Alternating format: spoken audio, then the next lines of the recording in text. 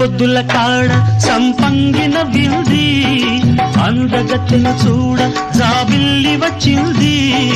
మబ్బు పట్టే కళ్ళు తద్దిబ్బులయ్యే ఒళ్ళు, ఎవరికిస్తుందో ఏమవుతుందో, ఎవరికిస్తుందో ఏమవుతుందో.